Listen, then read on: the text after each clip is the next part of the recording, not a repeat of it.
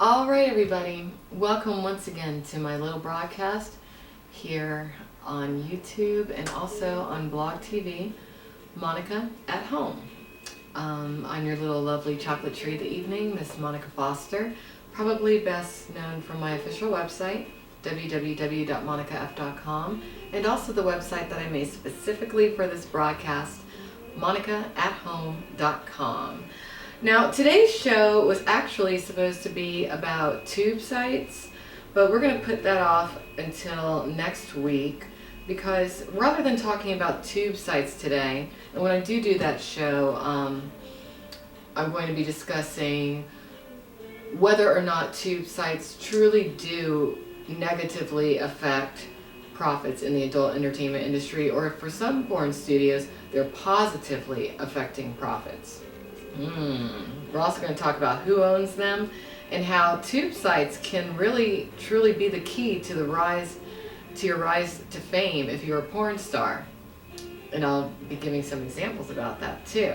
But instead today I'm going to talk about a trend that I'm finding a little bit disturbing, primarily within, well, not just within the African American porn community, but within the porn community in general.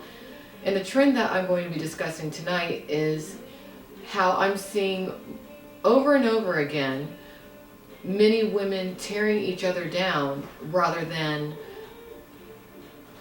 promoting each other and supporting each other. But I am seeing it a lot, amongst ethnic women in porn.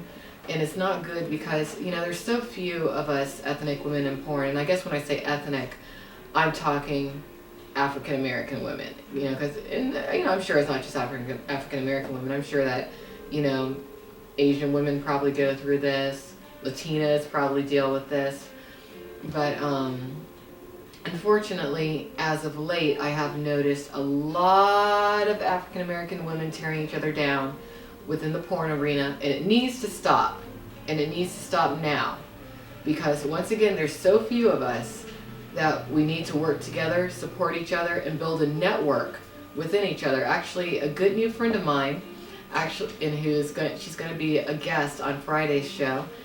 She goes by the name of Angelique De Leon, and her website is fetishgoddess.com. I can't believe I totally forgot about that. But she's going to be my guest on Friday on the show. We're going to be doing a web chat interview, but I'm really looking forward to it because I was speaking with her last night and we were both talking about how there really does need to be a good, solid, informative network between or within the African American adult entertainment community. I know there's many who have tried, and there's many African American women out there who are doing a great job as far as getting information out there to other African American women, as far as shooting primarily African American women. Diana DeVoe is one who I am very impressed with. I'm very impressed with her and her material and everything. But I guess I'm just going to go over an incident that I have witnessed recently. Gosh, how do I even want to explain this? Well, I'm sure many of you are aware of the young lady, Caviar, from the reality show For the Love of Ray J, who has recently entered the world of porn under the stage name of Bethany Benz.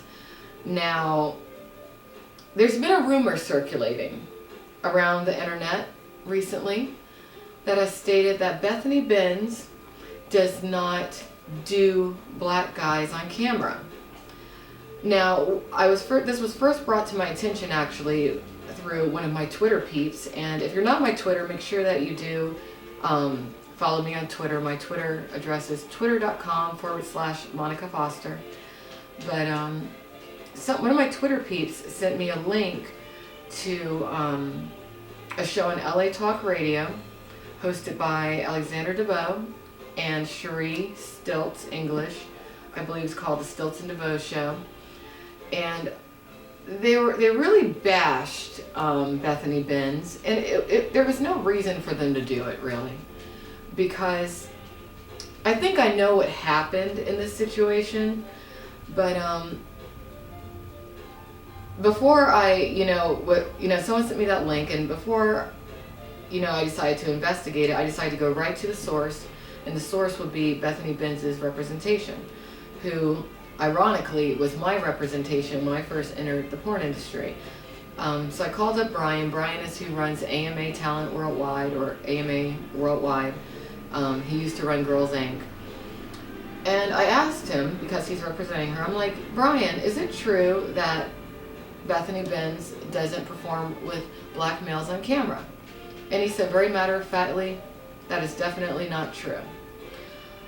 And I was like, well, you might want to listen to this specific broadcast of LA Talk Radio, because they really bashed not only Bethany, but they bashed her current representation, and they bashed a really nice, sweet, and professional man named Jim South of World Modeling, saying that they are always encouraging their talents to not work with black males and to only shoot with white males or others when they do adult scenes. Now, I've worked with Jim over at World Modeling, and I know many other women who have also, and that claim is false. Along with the claim that Bethany Benz does not do black males on camera. That is not true. It is false. In fact, Brian stated to me that she's already worked with black males in scenes, and she probably will continue to in the future.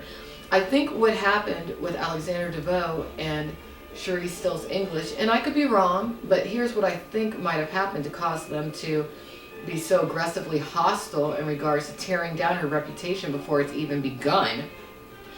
I think that it's possible that they wanted to shoot her in a certain project, and who knows what the terms of the contract might have been, who knows what the pay rate might have been, who knows who it is that they might have wanted her to work with. But regardless, maybe she just didn't want to shoot with their studio anymore.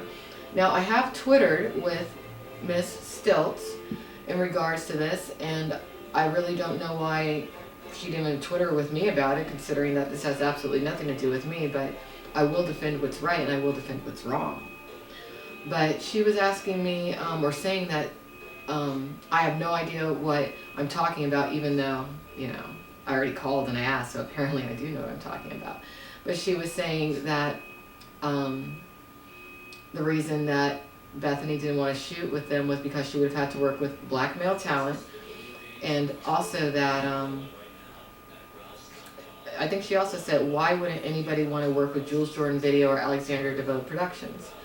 Well, I can think of a lot of people who might not want to work with them, myself included.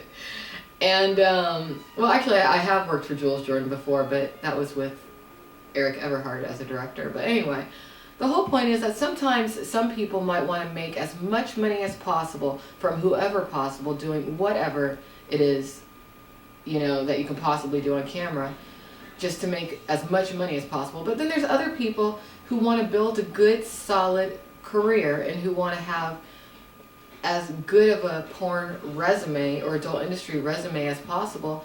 And maybe they have a different path that they want to go down, and maybe that path doesn't include working for Jules Jordan and Alexander DeVoe.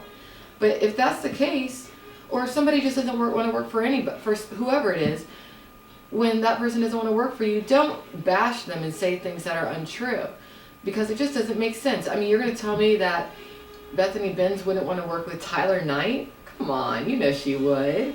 And she probably will. She probably will. So I guess the whole point that I'm trying to get at is that I feel that being as professional and beautiful of a young woman that Cherie Stills English is, there's no reason for her to tear down someone else's career before it's even begun.